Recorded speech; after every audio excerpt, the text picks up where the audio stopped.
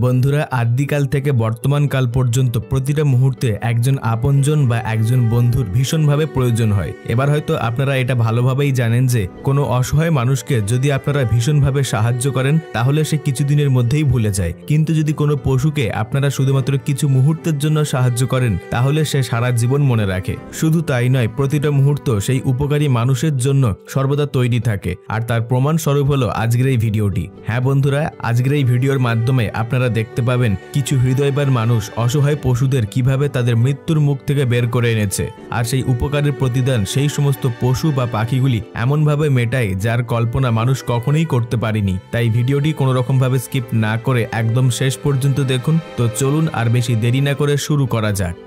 বন্ধুরা, এই ভিডিওটি ব্রাজিল দেশের সমুদ্রের পাড়ে রেকর্ড করা একটি ভিডিও। এখানে আপনারা দেখতে পাচ্ছেন একটি বিশাল আকারের হোয়েল মাছ সমুদ্রের বিরাট ঢেউয়ের কারণে কিনারায় এসে আটকে পড়েছে, যার ফলে সে আর সমুদ্রের গভীরে যেতে পারছে না। কিন্তু কিছু সময় পর যখন সেই সমুদ্রের ধারে স্নান করতে যাওয়া কিছু মানুষ সেই সমুদ্র সৈকতে গিয়ে পৌঁছায়, তখন তারা দেখতে পায় একটি মাছ কিনারায় আটকে পড়ে রয়েছে। সেই কারণে তারা তাড়াতাড়ি করে সেই মাছটিকে সাহায্য করার জন্য এগিয়ে যায়। প্রথমে হোয়েল মাছটি ভাবে যে তাকে হয়তো মানুষগুলি মারতে এসেছে, যার ফলে হোয়েল মাছটি তাদের উপর হামলা করার পরিকল্পনা করে। কিন্তু তার পরের মুহূর্তে মাছটি বুঝতে পেরে যায় যে মানুষগুলি তাকে সাহায্য করার জন্য এসেছে, যার পরে মানুষগুলি বুঝতে পারে যে মাছটি তাদের উপরে আর হামলা করবে না। সেই জন্য মানুষগুলি মাছটিকে সমুদ্রের কিনারা থেকে গভীরের দিকে ঠেলে দেওয়ার চেষ্টা করতে থাকে। আপনারা জানলে অবাক হবেন, প্রায় 3 ঘন্টা লাগাতার কঠিন চেষ্টার পরে মানুষগুলি হোয়েল মাছটিকে বাঁচাতে সক্ষম হয়। একবার ভেবে দেখুন বন্ধুরা, যদি এই মানুষগুলি সমুদ্র সৈকতের মধ্যে ঘুরতে না আসতো তাহলে হোয়েল মাছটি সেখানে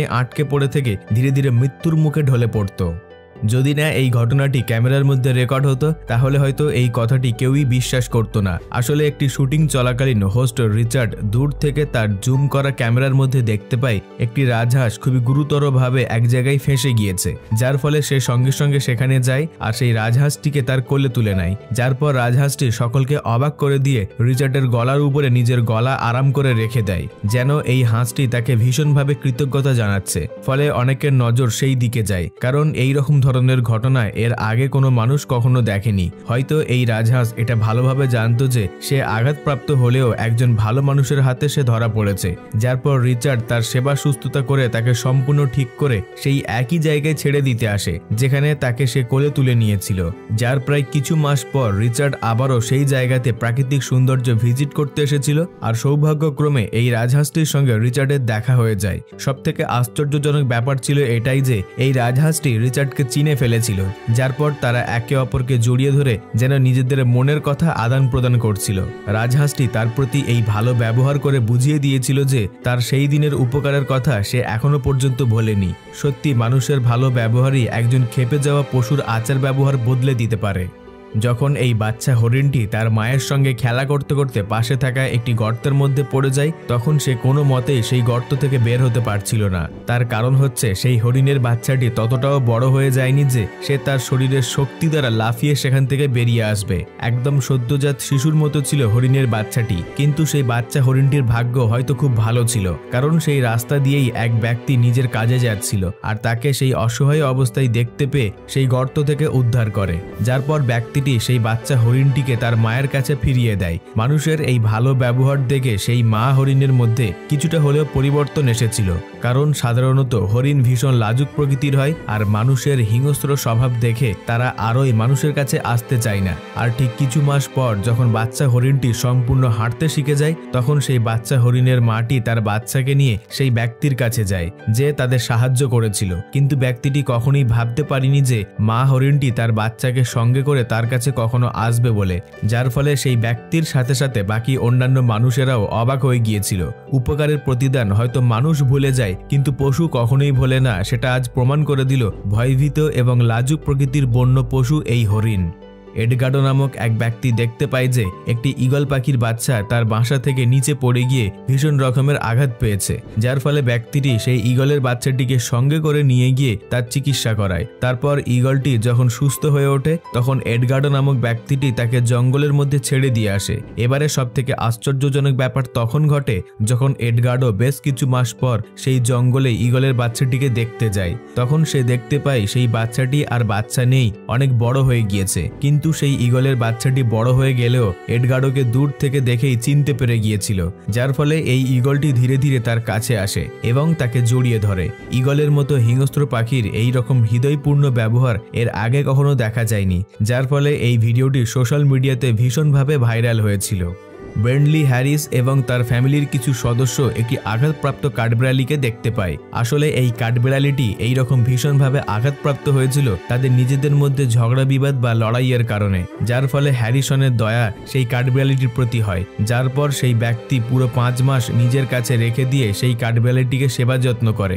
যার পর সেই ব্যক্তি পুরো 5 মাস নিজের কাছে রেখে দেয় সেই কাঠবিড়ালিটিকে। এই 5 মাসের মধ্যে তার প্রচুর সেবা সুস্থতা করে হ্যারিসন। তারই মাঝে সেই কাঠবিড়ালিটির নামকরণও করেছিল হ্যারিসন, আর তার নাম রেখেছিল বেলা। যার পর থেকে তার সাথে সাথে সেই পরিবারের সমস্ত সদস্যরা কাঠবিড়ালিটিকে বেলা বলেই ডাকত।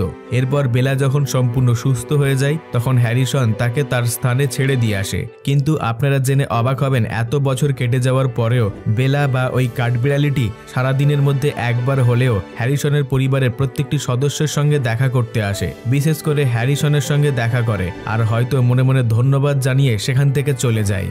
এই ঘটনাটি তখনকার যখন বাচ্চা হরিণটির মাকে কিছু শিকারী মেরে ফেলেছিল, যার পর এই মহিলাটি বাচ্চা হরিণটিকে আঘাতপ্রাপ্ত অবস্থায় একলা ঘোরাফেরা করতে দেখে বুঝতে পেরে যায় যে তার মা আর এই দুনিয়ায় নেই।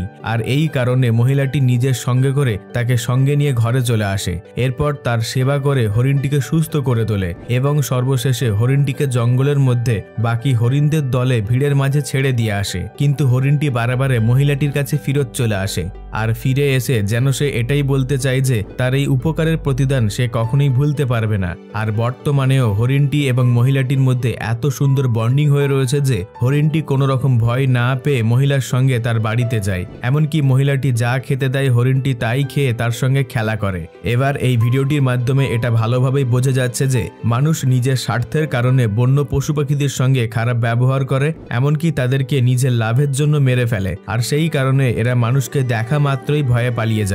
কেউ কেউ তো আবার মানুষকে দেখলে তেড়ে মারতেও যায়। কিন্তু যদি এদেরকে সেই পরিমাণে ভালোবাসা দেওয়া হয় তাহলে এরা মানুষের জন্য সেই কাজগুলি করতে পারে যেটা একজন মানুষ অপর কোনো মানুষের জন্য কখনো করে না। এই পেঙ্গুইনটি প্রতি বছর প্রায় 5000 মাইল পার করে দেখা করতে আসে তার এই উপকারী মানুষ বন্ধুর সঙ্গে। এবার এই ব্যক্তিটি কি উপকার করেছিল সেটা জেনে নিন। যখন এই পেঙ্গুইনটি খুবই ছোট ছিল সেই সময় ব্রাজিলিয়ান সমুদ্র সৈকতের উপরে ডিজুজা নামক এই ব্যক্তিটি পেঙ্গুইনটিকে প্রায় মরণাপন্ন অবস্থায় নেতিয়ে পড়ে থাকতে দেখতে পেয়েছিল।